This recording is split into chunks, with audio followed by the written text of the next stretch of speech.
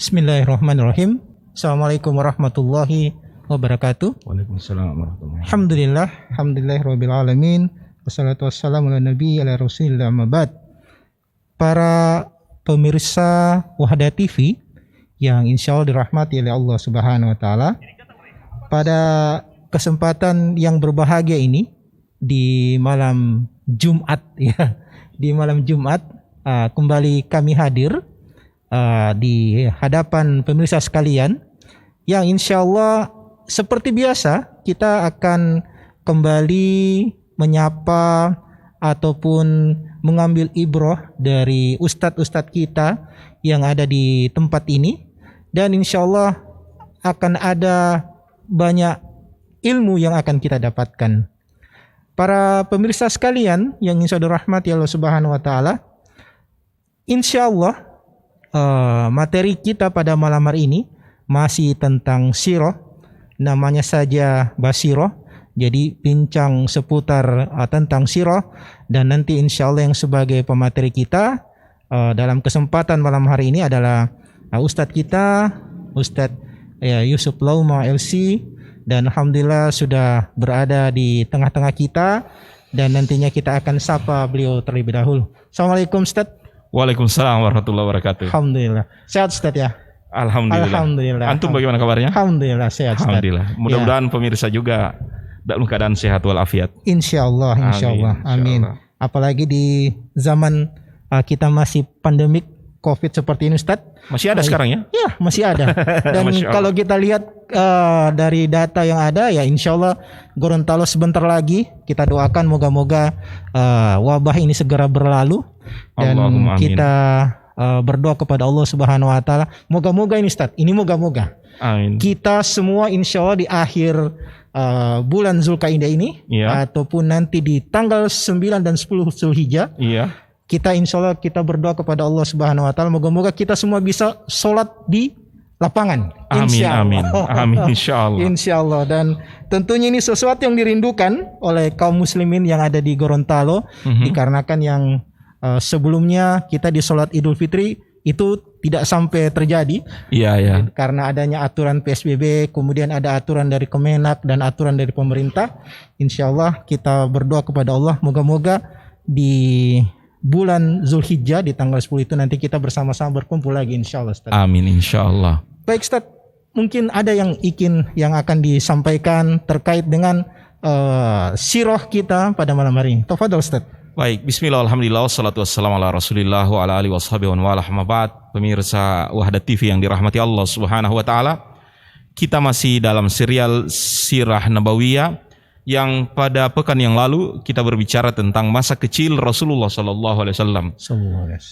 Beliau dibesarkan di Bani Sa'ad oleh Halimah Sa'adiyah, kemudian dan suaminya Harith, dan ada sebuah kejadian luar biasa di bedah dada Nabi sallallahu alaihi wasallam, tentu dengan hikmah yang telah gamblang dikupas oleh para asatis kita. Ada Ustadz Husni Idrus, ada Ustadz Ishaq Abdul Razak hafizahumullah subhanahu wa ta'ala.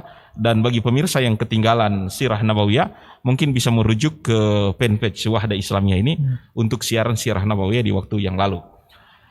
Dalam kesempatan ini saya ingin melanjutkan patron dari sirah kehidupan Nabi Sallallahu Alaihi Wasallam, bahwa sesudah mengalami pembedahan dada, ini hal yang dikhawatirkan oleh Halimah dan suaminya. Sebab di dada Nabi Sallallahu Alaihi Wasallam ada sebuah bekas jahitan, dan bekas jahitan ini memang sungguh para sahabat melihatnya tatkala rida baju Rasulullah SAW terjatuh dalam sebuah keadaan, maka para sahabat melihat ada semacam tanda bekas jahitan di dada Nabi SAW.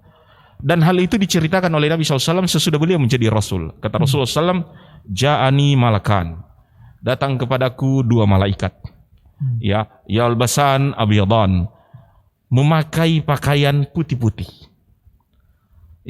fa'akhadani wa syaqqa sadri, mereka menangkapku kemudian membedah dadaku, fa akhraja minhuma qalbi, keluarkan oleh mereka berdua jantungku, wa akhadha minhu nuqtatun sauda, diambil dari bagian jantung itu nokta ataupun darah hitam.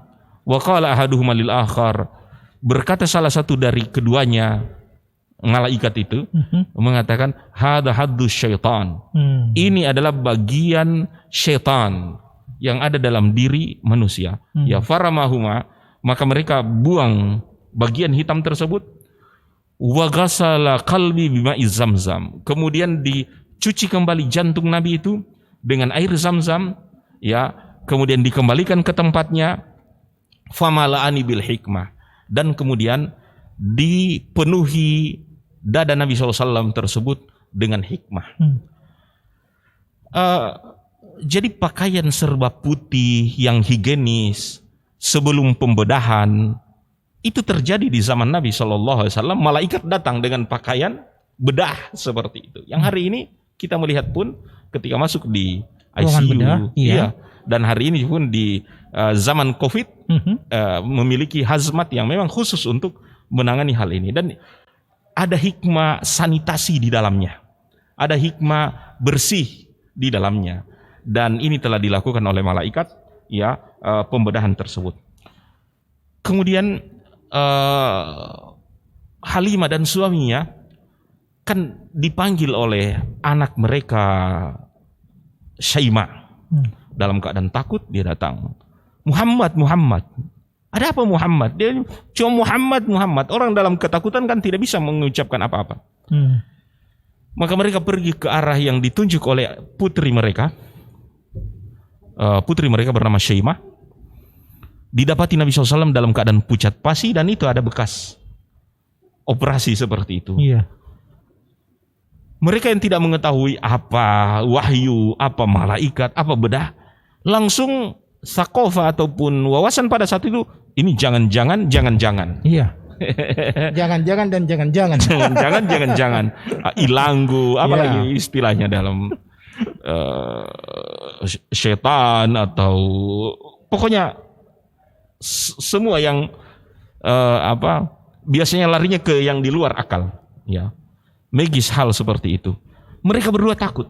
Jadi jangan-jangan ini jangan-jangan. Akhirnya cepat-cepat dikembalikan kepada ibunda Nabi SAW. Ibunda Nabi SAW kaget dengan dikembalikan Rasul. Kenapa? Karena sesuai janji Nabi itu akan dikembalikan nanti sudah besar. Paling umur 7 tahun, 8 tahun. Karena 2 tahun dikembalikan kepada Nabi SAW, kepada ibunda Aminah, alasannya kan selesai penyusuan, penyapihan. Tapi bukan dikembalikan waktu itu, mau membujuk ibunda Nabi agar pengasuhan ini diperpanjang. Jadi jangan dulu kembalikan, biar anaknya masih teringat oleh ibunda Nabi SAW. Bujukan kedua suami istri itu, biar anak ini sehat, anak ini segar dan seterusnya. Biarkan dengan kami.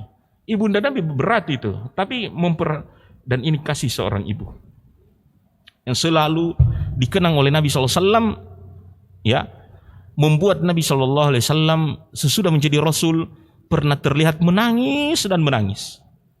Ya, ketika mereka kembali dari Mekah melewati kuburan tua pernah dikuburkan di situ, ibunda Nabi SAW terlihat menangis.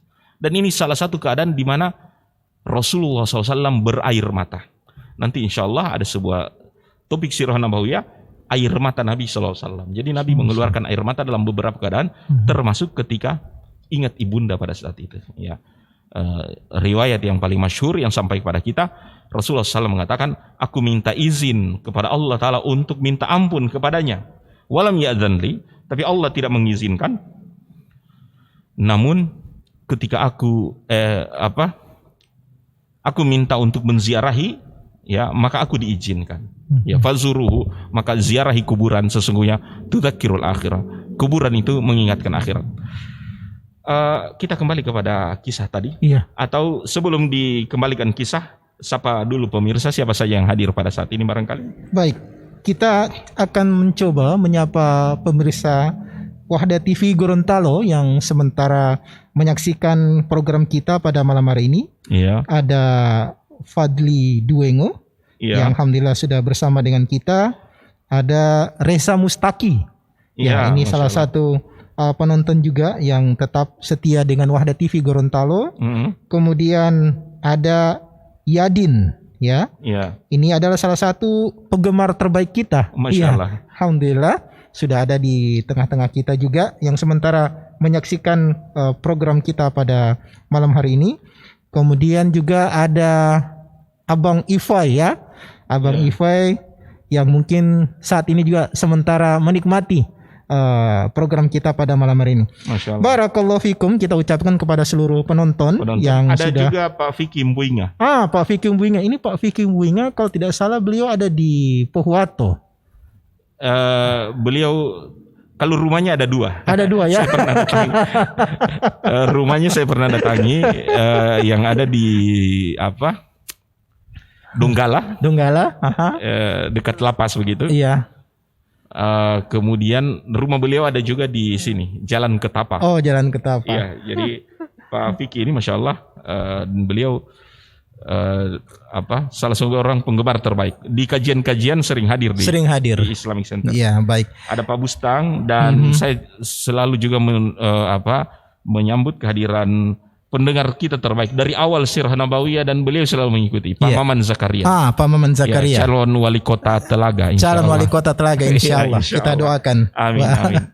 Kemudian Pak Ahmad Dalanggo juga dari Pohuwato memantau. Ahlan wa sahlan. Baik. Ini juga ada Ustadz Didin, ya. Usaha Muslim. Usaha Muslim. Oh, Masya Allah. Masya Allah. Iya. Baik Ustadz, kita kembali ke materi kita. Ya. Sebelum Ustadz lanjutkan, tadi Ustadz sudah menyampaikan bahwa Rasulullah saja merasa begitu takutnya tak kala dia melihat malaikat yang memakai baju kemudian siap untuk membedah, sedangkan Rasulullah saja pada saat itu yang mungkin tidak melakukan proses pembedahan seperti kita misalkan masuk di ruang ICU itu merasa ketakutan ya, apalagi dengan orang yang mungkin masuk di ruang ICU yang sudah neto-neto akan dibedah. Iya. Jadi ini salah satu bagaimana kita melihat sisi manusianya Rasulullah. Sisi manusia Rasulullah. Dan ini yang disebut dengan khauf tabi'i. Khauf tabi'i itu adalah takut yang alami. Ya, ini tidak menyebabkan syirik. Ya. Takut kepada selain Allah itu menyebabkan syirik. Ya. Tapi bukan takut seperti ini yang menjadikan syirik.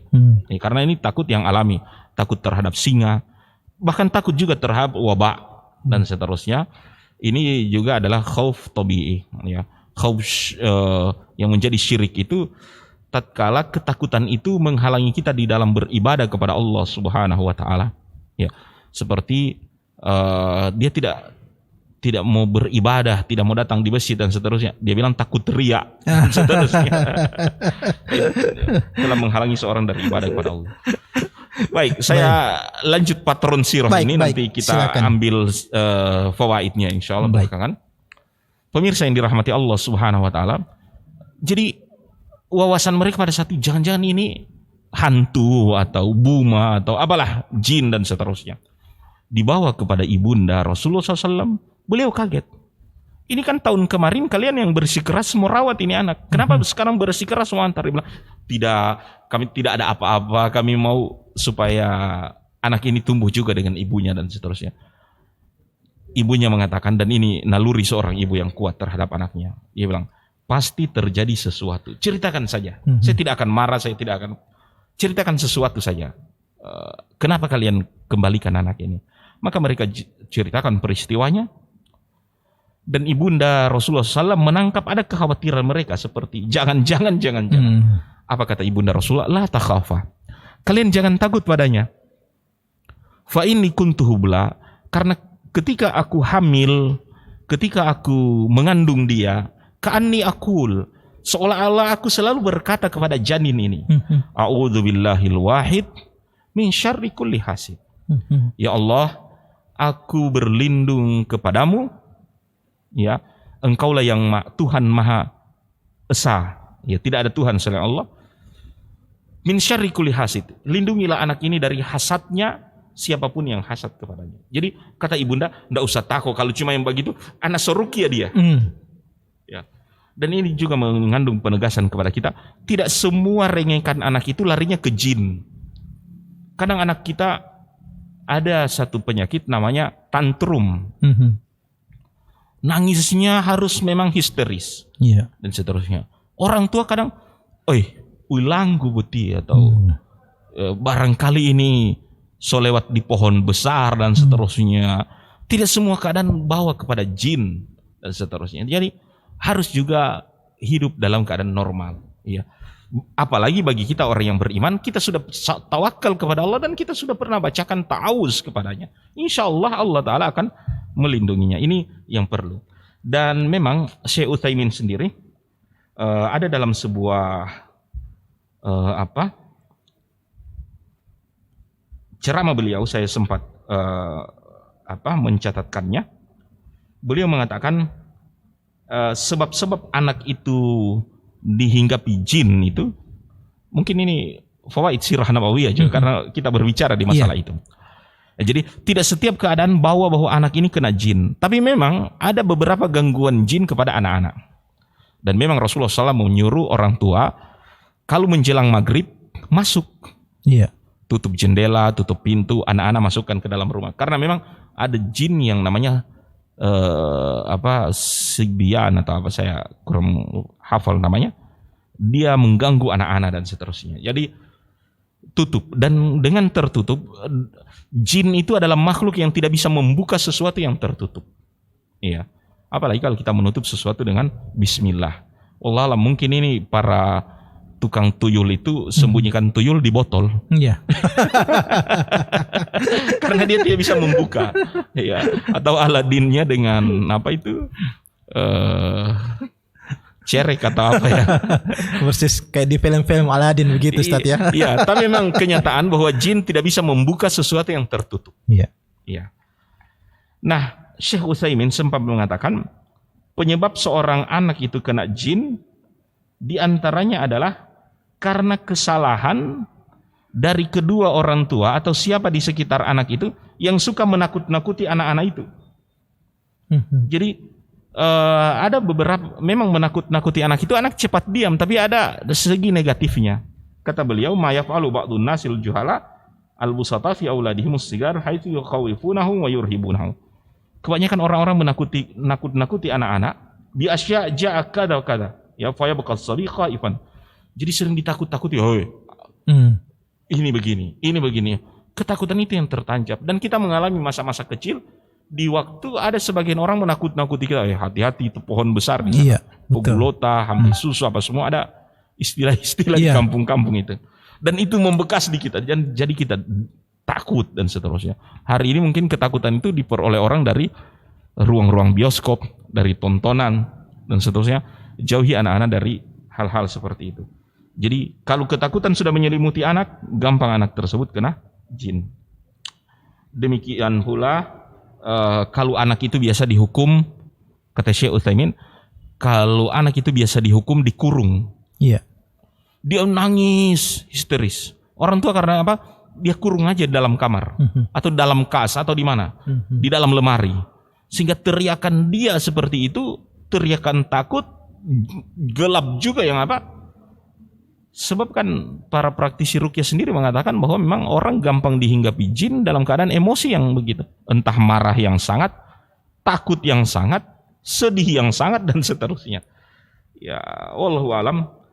Nanti insya Allah saya akan bahas ini, tapi itu dibahas oleh Syekh Al-Utsaimin dalam Bayan Hakikatus Sar'udzin lil ins Mawaiz Amma wa Maudu'iyah Mutafarriqah li Syekh Al-Utsaimin rahimahullah. Ada sebuah tulisan beliau tentang hal tersebut. Tafadhal Ustaz, barangkali. Baik.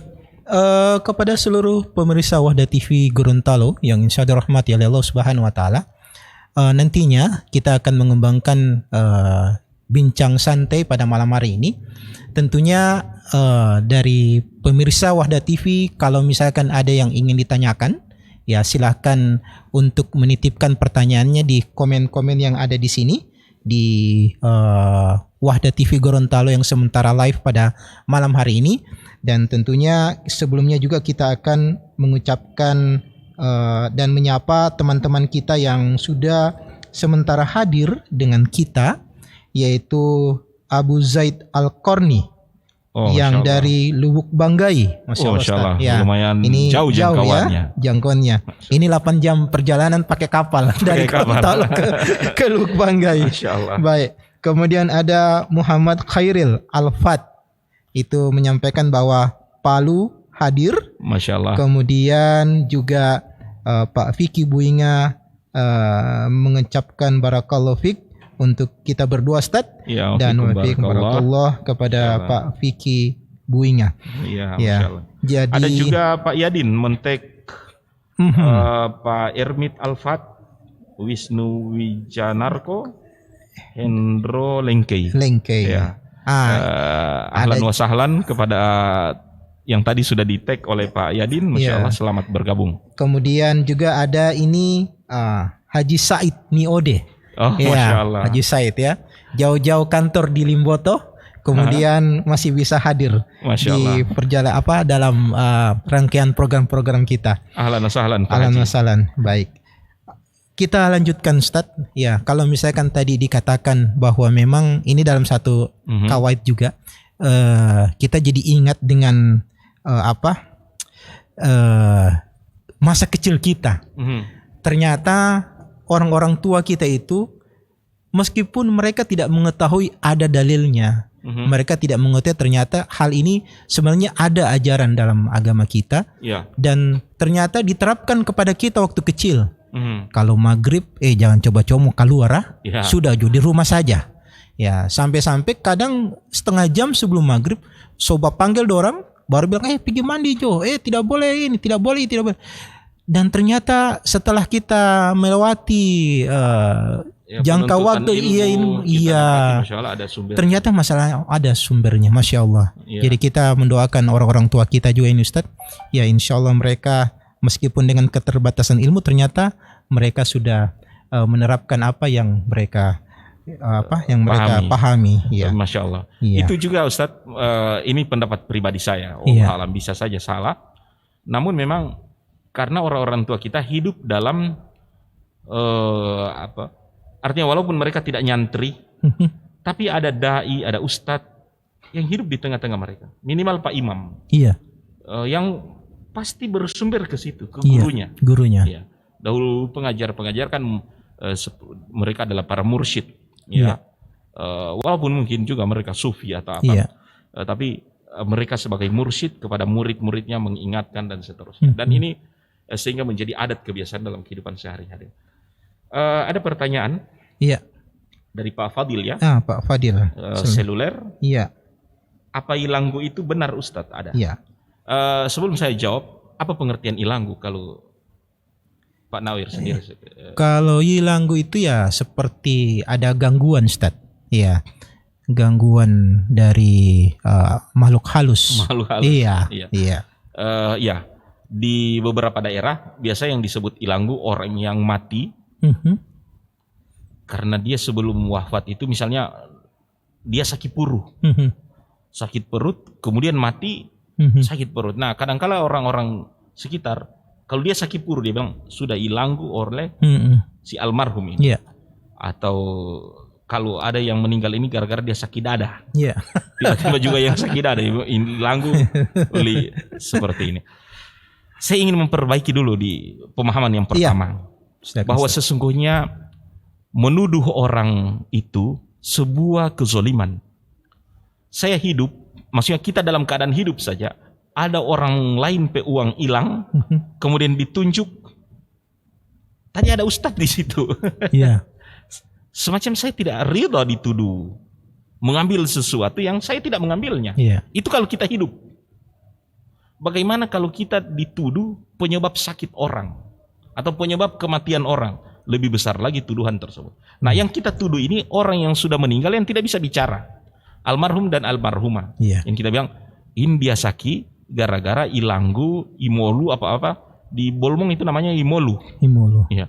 Ini ilanggu atau imolunya Fulan bin Fulan. Jadi tuduhan kepada orang yang sudah meninggal dunia. Mhm. Dan itu kita tidak bisa minta maaf. Kalau kita sudah tuduh dia dengan sesuatu yang tidak benar dia lakukan.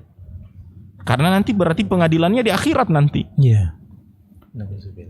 Jadi tidak boleh sembarangan itu menuduh ilanggu fulan dan fulan, karena fulan dan fulan tidak tahu. Iya. Orang yang mati, pertanyaan, memang orang mati masih mau balik apa orang di dunia ini dan seterusnya.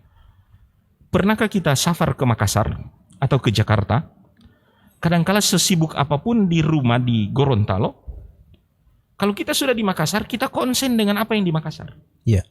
Kita ingat beberapa amanah ada di Gorontalo atau di rumah, tapi tinggal ingat kadangkala telepon atau tidak. Iya. Kita konsen dengan urusan di Makassar, Iya. yang dimana kita berhadapan. Nah, para almarhumah yang sudah duluan ini, mereka di alam lain namanya barzakh. Apakah mereka ingat dengan orang di dunia? Ingat. Seperti ingatnya kita pergi di Jakarta, ingatnya kita pergi umroh, ingat keluarga di rumah. Iya. Namun, karena urusan akhirat itu terlalu besar, tidak ada lagi buat mereka kesempatan mau ilanggu atau mau tegur orang-orang yang ada di dunia itu. Ya. Bagaimana caranya? Ya, komunikasi terputus, dan Rasulullah SAW sudah sebutkan, idza mata ibnu Adam inqata kullu amal. Kalau seorang itu meninggal dunia, terputus seluruh amalannya.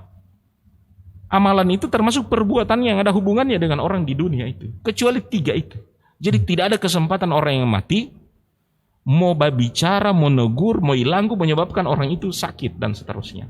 Jadi kita harus benarkan ini. Tuduhan kepada orang yang mati telah mengganggu, mau ilanggu, ini adalah tuduhan yang dusta, tidak betul, dan ini mengandung dosa yang akan diadili di akhir kiamat nanti. Yang kedua, bahwa orang yang meninggal dunia so sibuk dia dengan akhirat itu. Karena ada perkara barzakh. Entah kalau orang yang mati itu dia bagus amalannya, raudhah min riyadil jannah. Raudhah min riyadil jannah adalah taman di antara taman-taman surga. Senang sekali dia di situ. Betul. Pemasok itu barzakh, senang sekali. Kenapa? 3-4 bulan dia terbaring sakit, menahan jantung, komplikasi, gula darah, patah tulang, apa semua keluhan. Begitu di alam barzakh, tidak ada lagi keluhan, tidak ada lagi sakit jantung, malah surga. Sehingga kalau cuma mau ingat dunia, seperti kita yang hari ini, beberapa teman-teman melalui kehidupan yang setengah mati, mungkin pikul tiang listrik, tiba-tiba mendapatkan kehidupan yang Masya Allah, kendaraan ada, makanan ada, istri ada, dan seterusnya. Mengingat yang dulu-dulu yang kejam, dia bilang, tak usah mau ingat itu. Saya mau nikmati saja, senang hari ini. Sehingga tidak ada alasan orang mengatakan ini ilanggu. Ini untuk jawaban yang pertama. Iya. Jadi ilanggu itu ada. Kalau untuk ilanggunya orang mati tidak ada. Tapi apakah ilanggu lo jin atau ability atau apa yang bisa saja? Karena syaitan tidak akan pernah istirahat untuk mengganggu manusia. Ya, dan jin-jin juga itu ya anak-anaknya yang tidak akan ridho, ya membuat kita manusia supaya kita selalu sibuk, ya membuat kita sakit, membuat kita urusan juga pusing dan seterusnya. Maka tawakal kita kepada Allah Subhanahu wa taala, doa-doa ruqyah dan seterusnya, ini yang harus dijalankan. Itu mungkin dan mungkin juga jangan sampai dilupakan zikir pagi dan sore itu, Ustaz. Zikir pagi dan sore. Iya. Betul, Masya Allah. Baik, sebelum kita lanjutkan kepada seluruh pemirsa, bahwa kami akan menyapa dulu beberapa pemirsa TV yang sudah bersama dengan kita. Ada Pak Amin Dali, Masya Allah. Alhamdulillah, dari Kopi Aceh. Kopi Aceh, iya. Kemudian ada Pak Fahri Panigoro. Ini yang ownernya Sagela, ya. Masya Allah. Kemudian Sagela Juara. Iya. Allah. Kemudian ada Rifalaya, kemudian ada Ramdan Mustafa, ada ini senior kita ini, ada Yusuf Ahmad. Masya Allah. Yusuf Ahmad, ya. Baik, ya. Jadi kita ucapkan barakallahu fiik kepada seluruh penonton yang sudah sementara ini bersama-sama dengan kita. Dan ada satu juga ini, Ustadz, ini ada Pak Hendra Bumulo.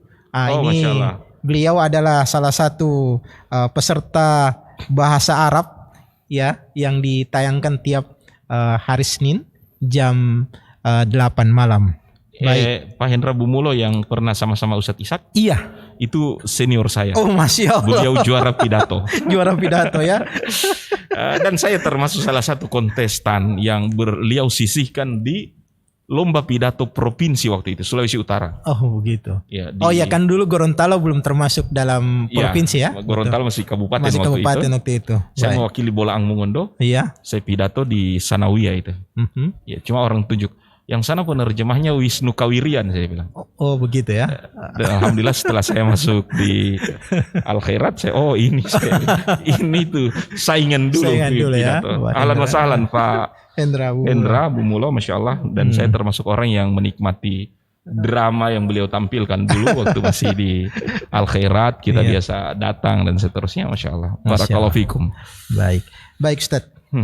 Jadi kita sudah menjawab pertanyaan tadi dari Al-Fadil Seluler terkait dengan Yilanggu. Mungkin Ustadz bisa melanjutkan lagi mengenai terkait dengan materi kita pada malam hari ini. Dan kalau misalkan untuk para pemirsa yang ingin memberikan pertanyaan ataupun ada yang ingin disampaikan ke kami, bisa langsung mengisinya di kolom komentar. Apa Ustadz? Ini sebelum kelewat, Pak Yadin komentar lagi bahwa untuk mengetahui seorang itu di Ilanggu atau tidak, kadang ditarik rambut begitu.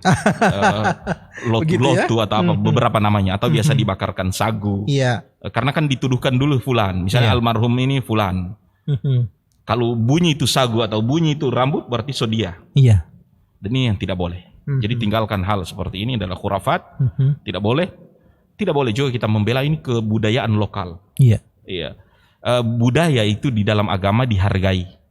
Kaidah agama mengatakan al-ada muhakkamah. Adat budaya menjadi sandaran hukum. Ya Ustadz, baru Ilanggu ini kebudayaan juga.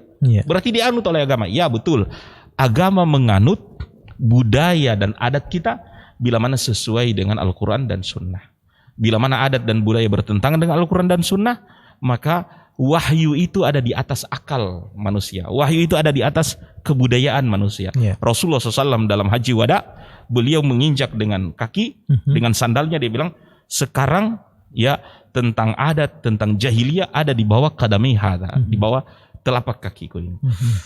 Kembali kepada sirah nabawiyah, akhirnya Rasulullah SAW tinggal dengan ibunya.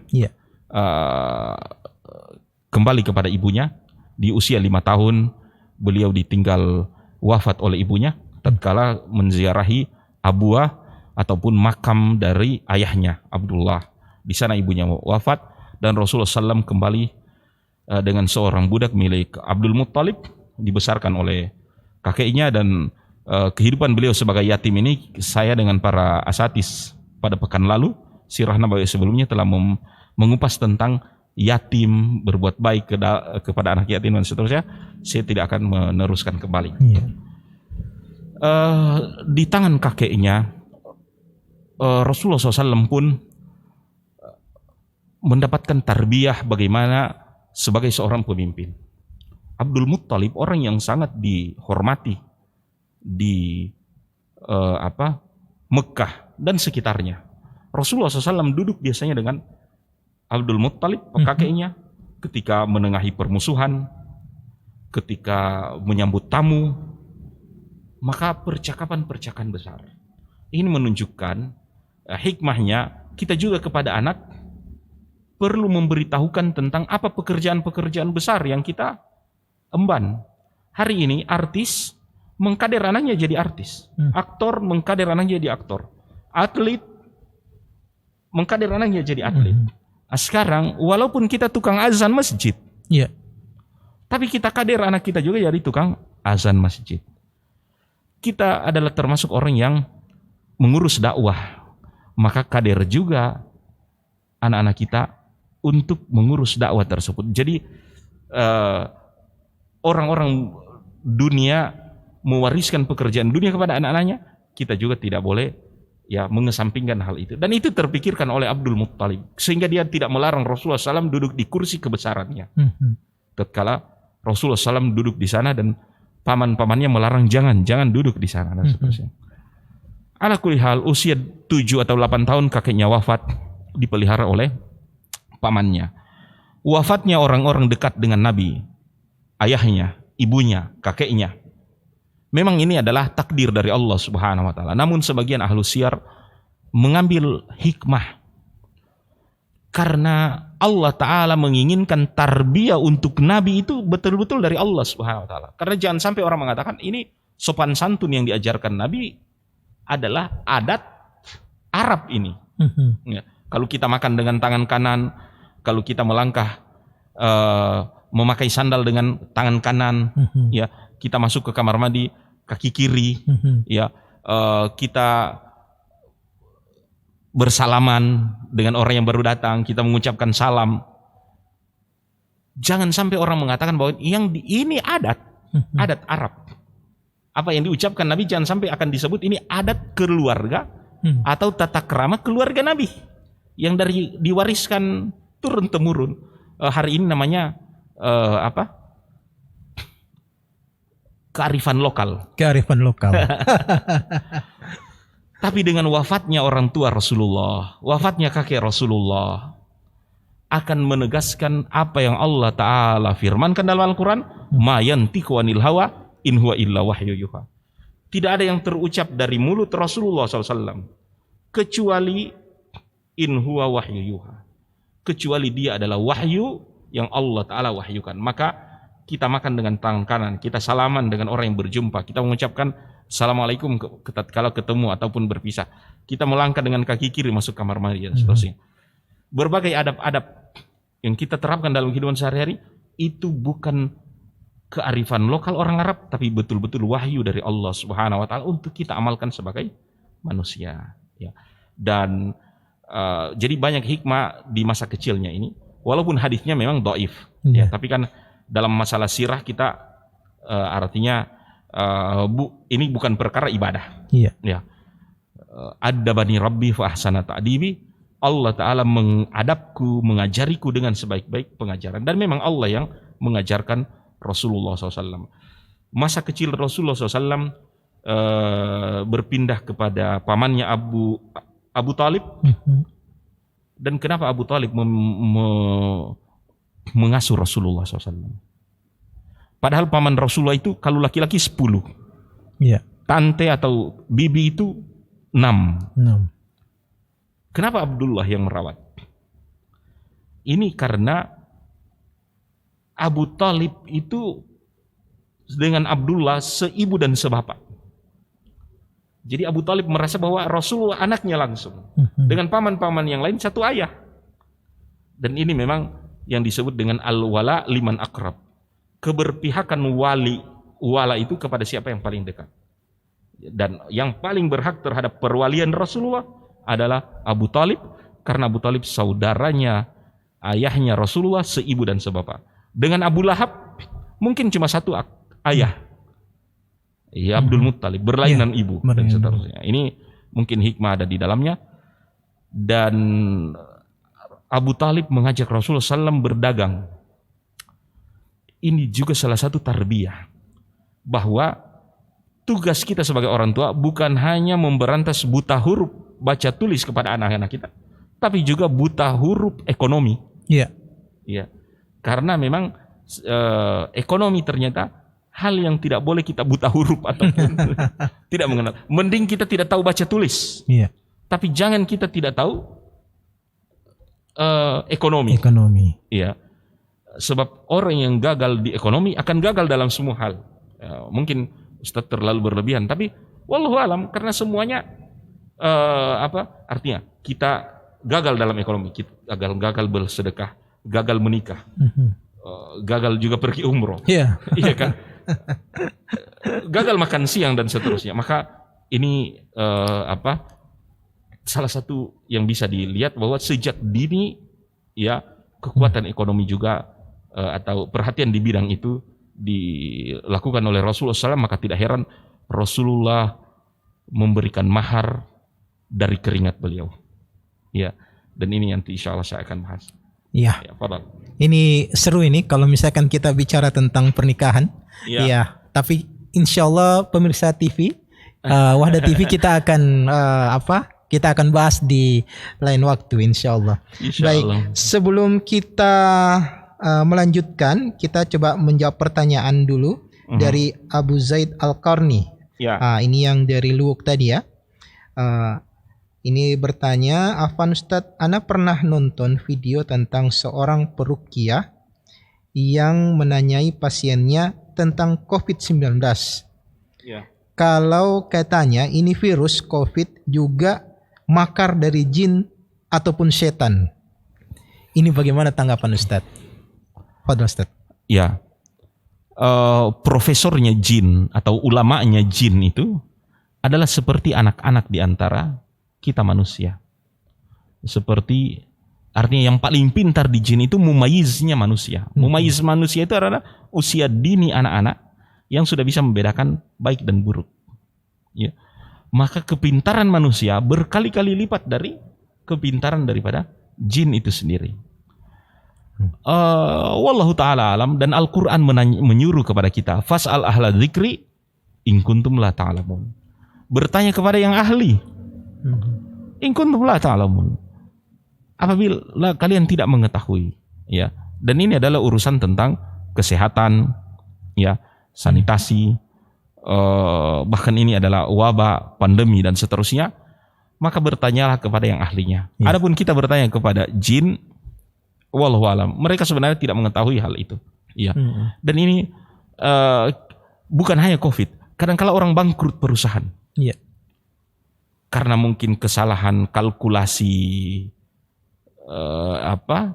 akuntansi dan seterusnya yang ya, perusahaan kolaps, datang kepada dukun nanya kepada jin bagaimana menyelamatkannya. Jin saja kalau lihat pembukuan dia bingung. Iya. Ya. Karena dia tidak mengetahui kalkulus, boro-boro kalkulus, hatta program Windows ini apa namanya? Word, Excel. Iya, hatta Excel mungkin jin tidak tahu dan seterusnya. Baru kemudian kita bertanya padanya, makanya solusinya kadang-kala yang aneh-aneh. Dikasih tai kambing, dikasih kerikil, dikasih batu akik, dia bilang ini rebus dan seterusnya. Ya, maka jamaah sekalian dirahmati Allah, fasalah ala dzikri in kuntum la ta'lamun. Dan apapun yang dikatakan jin tidak boleh kita langsung percaya. Sebab tabiat mereka adalah ya gampang berdusta. Ya, artinya terutama yang fasik dan seterusnya ya. Dan sudahlah yang beriman, mudah-mudahan mereka istiqomah dan seterusnya, sehingga ini saran kita, apapun juga yang dia katakan tidak boleh serta-merta. Ini Ustaz peruqyah. Ya. Jin bilang sama peruqyah, hatta peruqyah profesional mereka tidak akan membenarkan apa yang dikatakan jin. Iya. Karena jin juga memiliki makar. Kadang-kala dia akan katakan kepada pasien ini bahwa saya ini dijahati, dijahili oleh tetangga. Dia juga ingin bikin konspirasi, akhirnya tetangga yang berbaikan ini, yang DP belakang rumah sok kasih aku sambung, akhirnya putus silaturahim dan seterusnya. Iya. Sehingga kita peruqyah pun tidak boleh percaya apa yang dikatakan jin, karena itu termasuk makarnya. Wallahu alam. Iya, jadi terkait dengan jin juga itu Ustaz, ya. Dalam ini sudah jadi suatu hal yang masyhur di kalangan peruqyah bahwa jin itu berusaha juga untuk mencari rahasia di atas ars sampai dia harus berusun-susun, kemudian belum sampai di atas ars langsung dirubuhkan lagi. Ini salah satu juga konspirasi dari mereka untuk bagaimana mengetahui apa isi dari ars tersebut. Tapi sampai sekarang pemirsa sekalian, ya, apa yang menjadi dari keinginan dari jin yang ada itu memang sampai sekarang tidak akan terjadi, dan memang seperti itulah.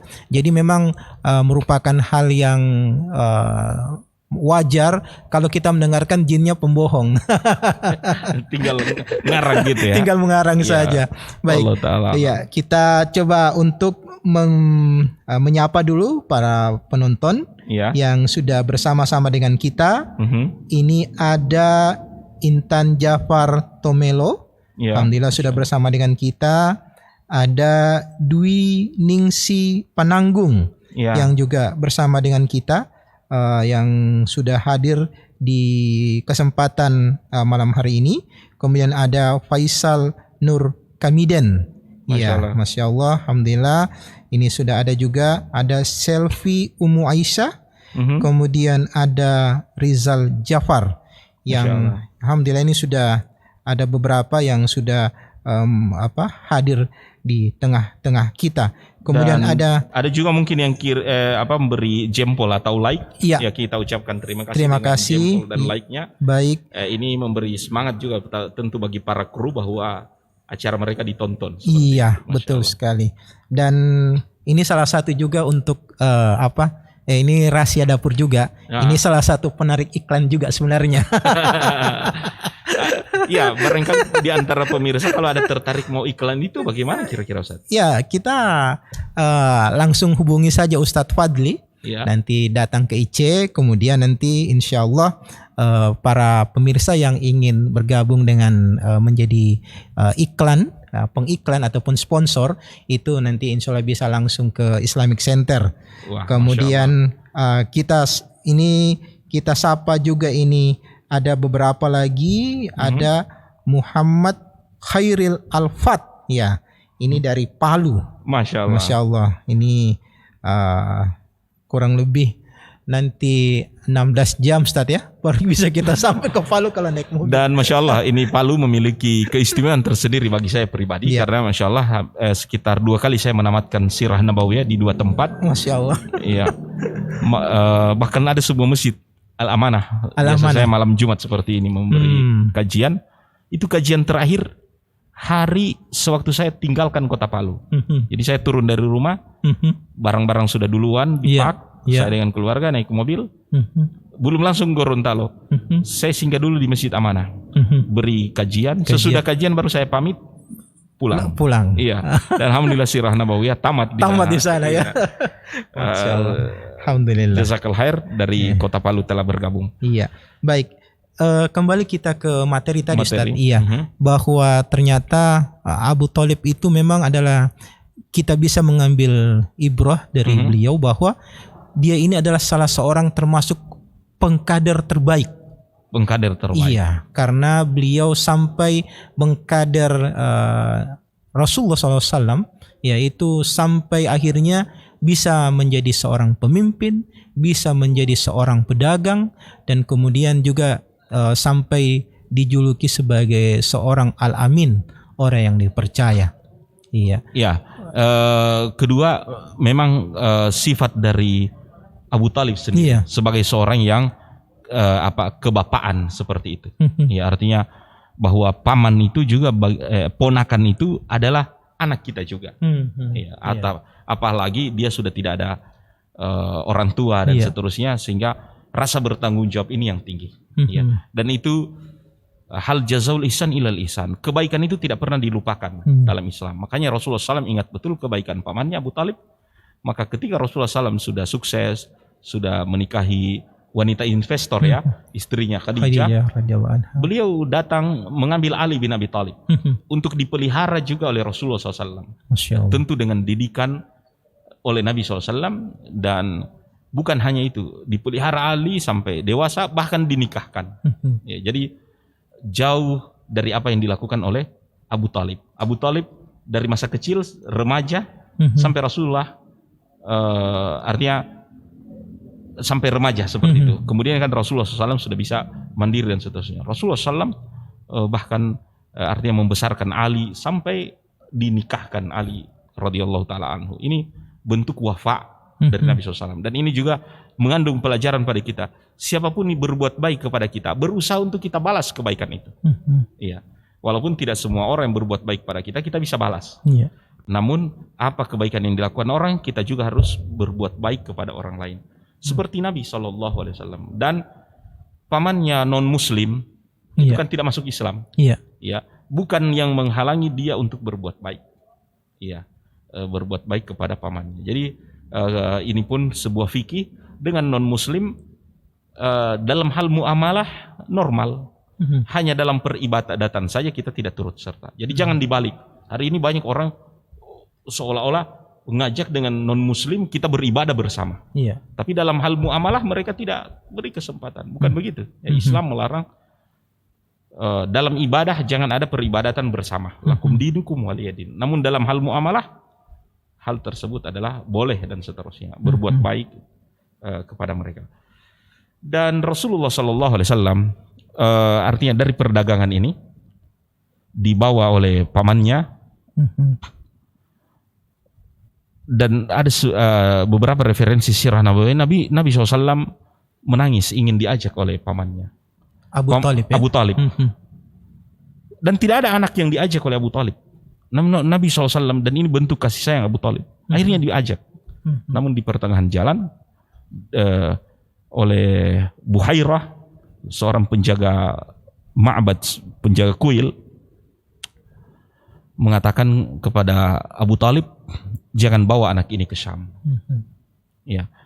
Dan itu Buhairah ini menghuni sebuah tempat peribadatan. Ya, dan ini perbedaan antara ibadahnya ahli kitab Nasrani dan Yahudi dengan kita kaum muslimin Islam.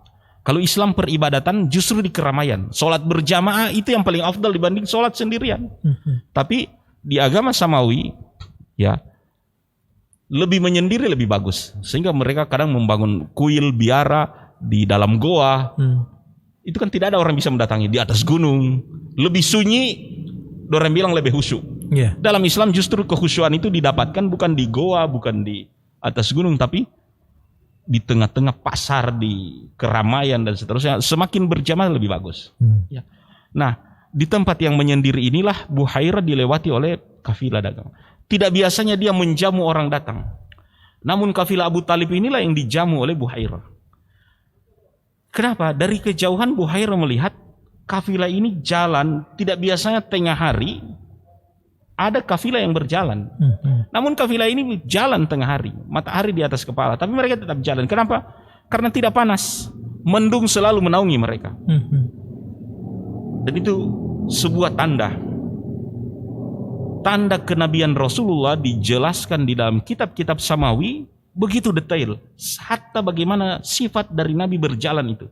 Ada awan yang menaungi mereka. Ya'rifunahu kama ya'rifuna abna'ahum. Ahli kitab mengetahui Rasulullah itu seperti mereka mengenal anak-anaknya. Jadi hatta payungnya ditahu.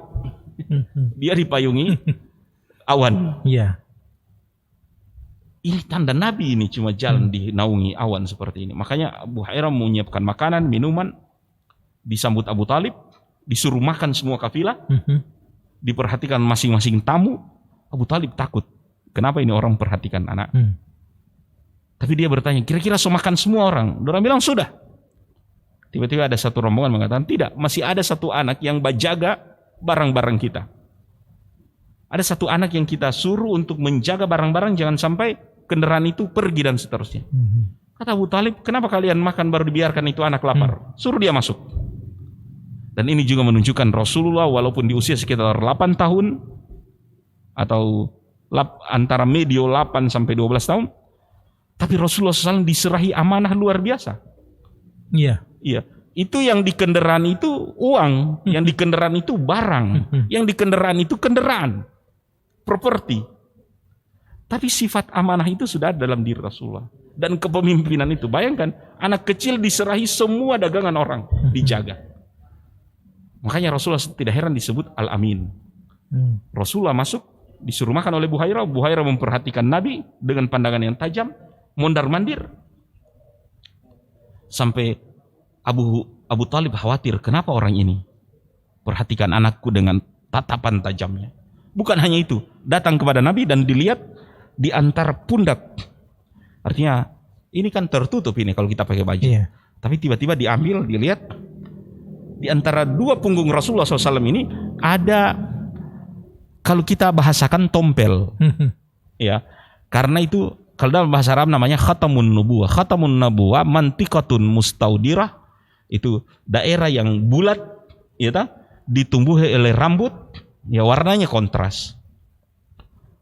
Itu jadi tanda-tanda kenabian ini dilihat betul, bukan hanya awan berjalan, sampai tanda lahir ditahu oleh ahli kitab. Bayangkan tanda lahir ini kan orang bilang parah, orang bilang tompel, ada tasisip di mana, ini kan cuma orang DP mama yang tahu. Kenapa ahli kitab tahu? Karena mereka mengetahui ya'rifuna kama ya'rifuna abnahum. Mereka mengetahui Rasulullah itu seperti mengetahui anaknya. Jadi hatta tompel tanda lahir itu ada di mana, orang dapat tahu. Dan itu kan tidak terlihat, ada di sini. Iya. Begitu dilihat ini tanda lahir ada, dia bilang ini tanda lahir Nabi. Aku wasiatkan kepadamu jangan bawa anak ini ke Syam, karena kalau dilihat orang Yahudi dibunuh. Mendengar anak dibunuh, Abu Talib mengatakan ya kalian pergi berdagang saja, saya tunda tahun ini. Akhirnya dia pulang bawa Nabi. Ini pun di Mekah ada ahli firasat. Apa itu ahli firasat? Firasat itu bukan mengandalkan jin, bukan. Dia adalah satu ilmu yang dipelajari. Imam Syafi'i sendiri, beliau mempelajari firasat. Ya, makanya pernah Imam Syafi'i pernah mengatakan, ana hampir tidak percaya ilmu firasat ketika melihat tabiat seseorang yang orang bilang dia ini bakhil, dia ini bunggili. Tapi Imam Syafi'i melihat tidak, dia ini karim, dia ini pemberi. Cuma orang sejaga bilang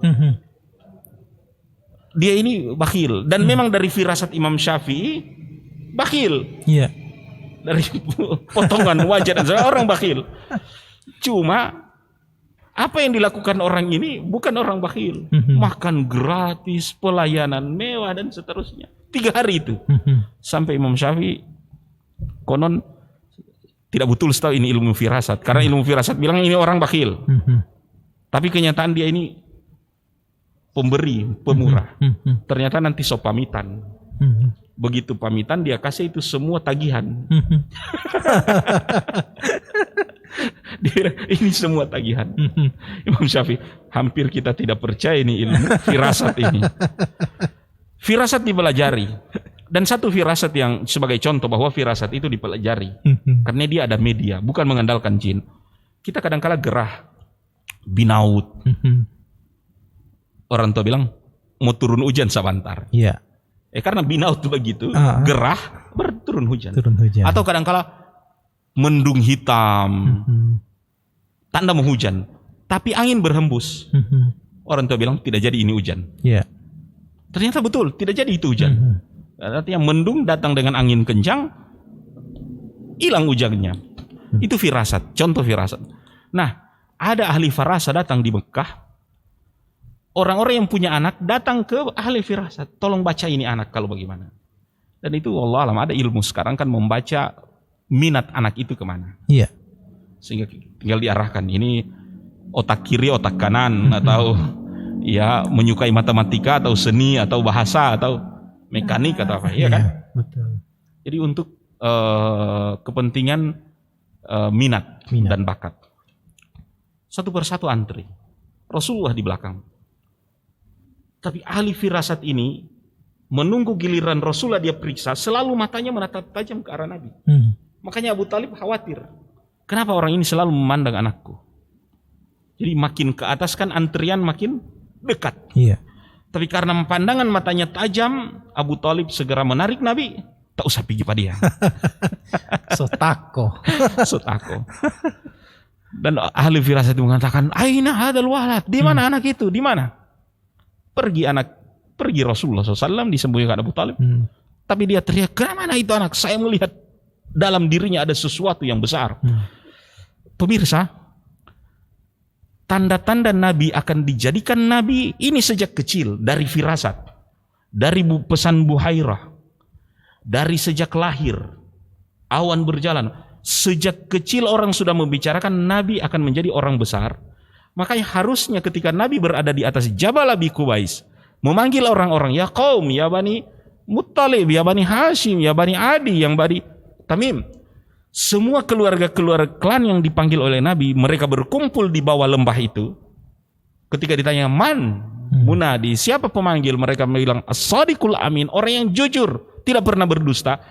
Harusnya ketika Nabi mengatakan, ya qaum, unziruka baina yaday sa'ah, wahai kaum, di depanku ini ada hari kiamat, ada jam hari kiamat, sa'ah.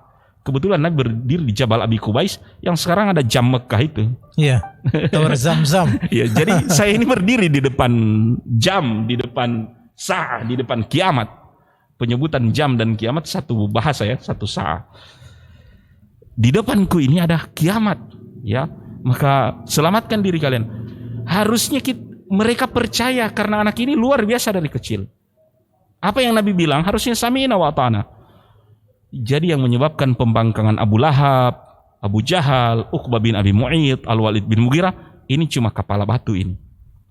Ini kesombongan, ini pembangkangan. Karena mereka sudah tahu kejadian luar biasa. Sama dalam kehidupan sehari-hari. Kita melihat beberapa ustadz yang ceramah ini, dia bukan yang tiba-tiba muncul di YouTube atau di Wahdat TV, baru memberi wejangan. Ini tidak boleh, ini bid'ah, ini tidak ada dalilnya, ini ada sunnah. Jangan langsung menghujat. Karena antum tahu mereka ini pergi dari sejak kecil dia belajar. Mungkin juga berprestasi, hebat di bahasa Arab, hebat di seni dan seterusnya. Kemudian antum ikut track recordnya. Dia ini belajarnya sampai misalnya luar negeri, alumni Al-Azhar, alumni Madinah dan seterusnya. Berarti ilmu-ilmu mahal yang dia orang pegang. Kita orang ini kan cuma pagi pergi di kobong, bapacol, pulang di rumah. Tiba-tiba apa yang disampaikan Ustadz ini kita hadapi dengan orang bilang parkololo.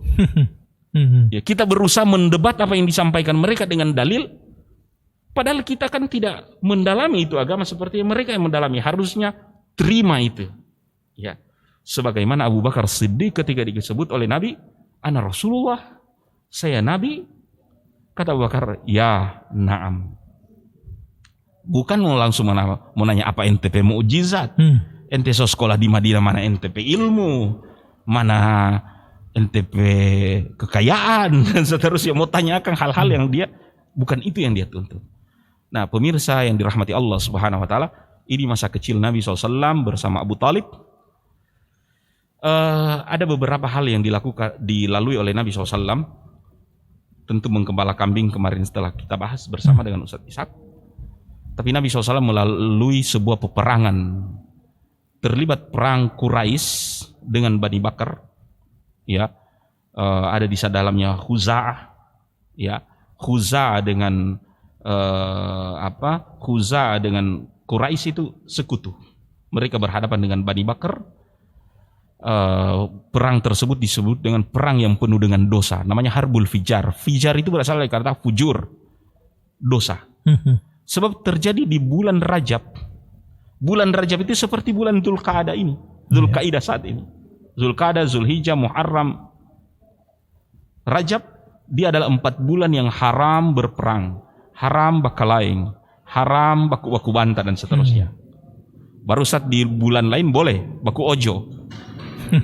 Tidak boleh juga. Cuma masalahnya kalau bakalaing, baku pukul di bulan-bulan ini DP dosa 2 kali lipat.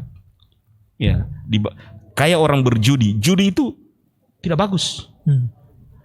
Tapi beda hukumnya berjudi di meja minum dengan orang berjudi di dalam masjid. DP dosa 2 kali. Ya, karena ini sudah di dalam masjid. Begitu juga dosa di bulan Dzulqa'dah ataupun Rajab. Ini terjadi peperangan ini, namun Nabi SAW bukan bertugas di front depan, tetapi Nabi SAW menyuplai logistik dari belakang kepada paman-pamannya. Tapi dari sini Nabi SAW melihat bagaimana perang tersebut. Berarti bagaimana menyuplai, bagaimana keadaan peperangan dan seterusnya, sehingga ketakutan itu hilang, sehingga bagaimana memperjuangkan kebenaran itu ada tumbuh dalam jiwa Nabi Sallallahu Alaihi Wasallam. Makanya dalam kehidupan juga kita perlu mendidik anak-anak kita dengan pendidikan tarbiyah kewiraan. Apa itu tarbiyah kewiraan? Bukan artinya menyiapkan mereka harus perang, tidak. Tapi mereka memang harus memiliki ketangkasan. Kata Rasulullah, kata Umar radhiyallahu anhu, "Allimu auladakum ar-rimaha was-sibaha warukubul khail." Ajari anak kalian berenang, memanah, dan berkuda. Ya, ini semua kan Ustaz sekarang ini pakai senjata otomatis, baru kita masih belajar panah. Wallahu alam, dengan mengajarkan mereka memanah, mereka terajar bagaimana membela diri mereka, bagaimana mereka juga bertarung dan seterusnya. Wallahu alam, ini diantara beberapa hal yang saya bicarakan. Baik, pemirsa TV Wahda TV Gorontalo yang saya rahmati Subhanahu wa taala.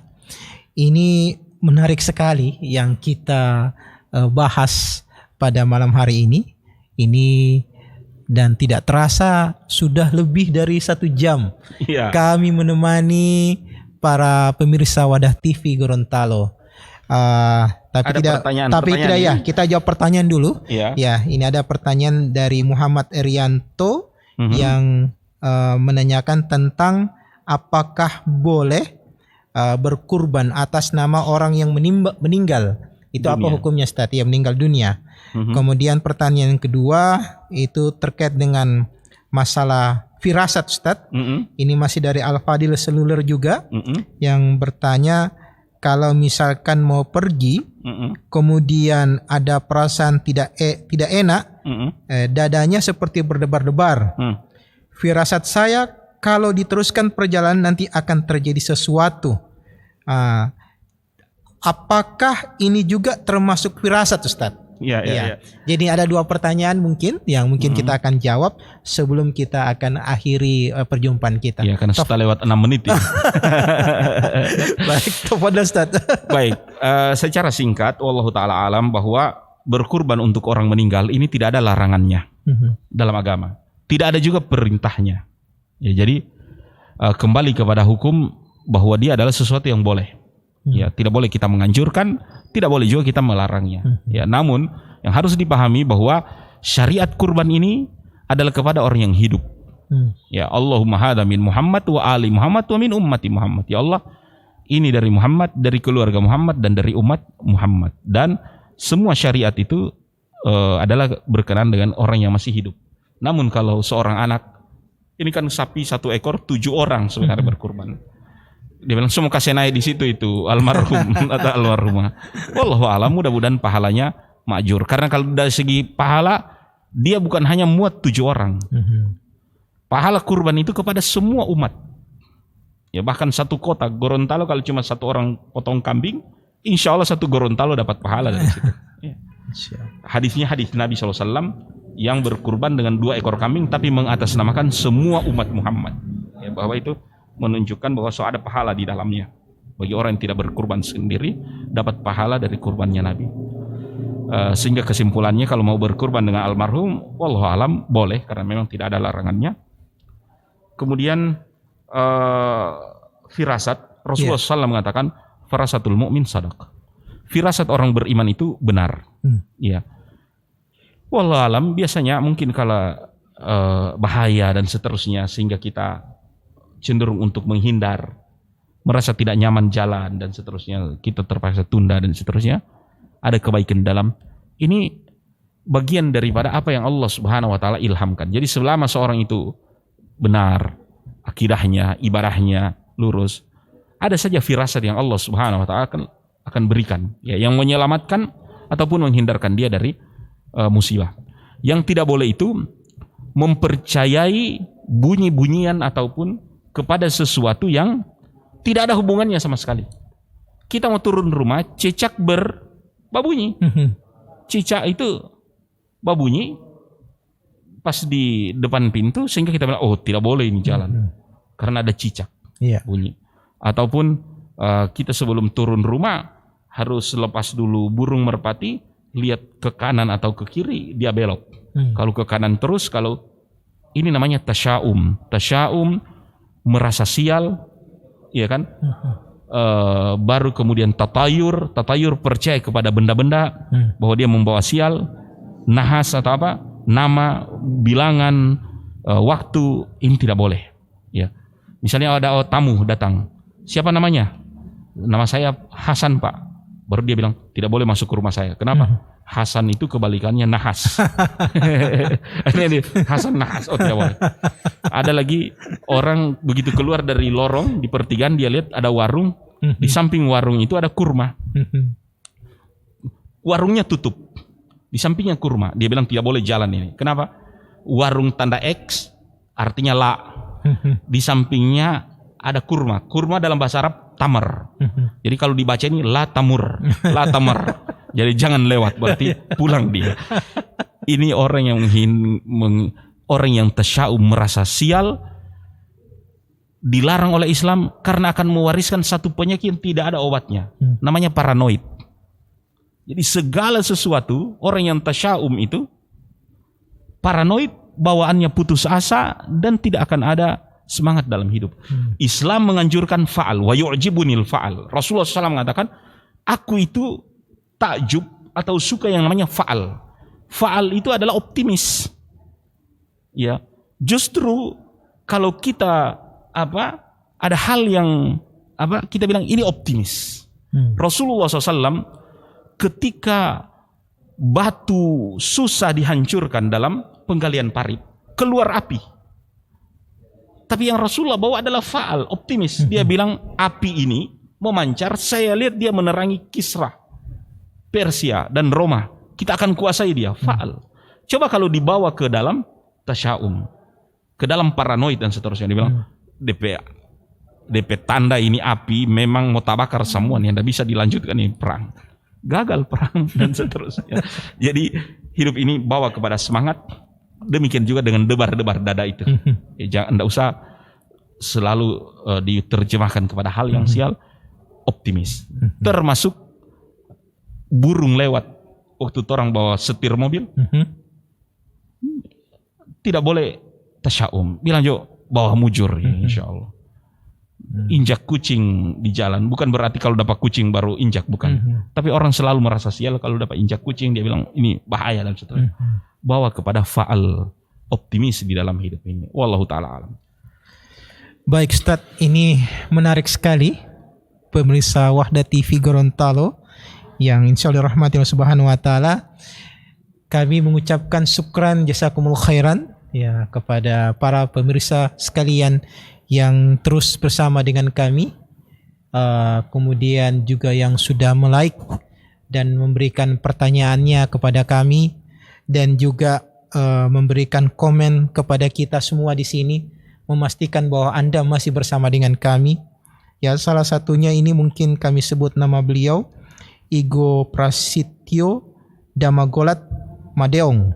Ini menyampaikan ada saudara kita dari WI Bolmong ikut dengan kita hadir. Alhamdulillah. Ahlan wa sahlan. Kemudian ada Ustadz kita ini Al-Akh Yamin Jafar. Oh, Masya Allah. Seorang hafid yang alhamdulillah sudah menyelesaikan tugasnya menghafal Quran di Makassar dan menyampaikan ke kita bahwa Maros ikut hadir, dan syukran jazakumul khairan kepada Pak Darman Panggalo yang sudah memberikan doanya kepada kita agar kami berdua tetap sehat selalu. Amin, untuk menemani para pemirsa sekalian. Amin, insyaallah ini akan berakhir pertemuan kita, tapi bukan artinya yang terakhir.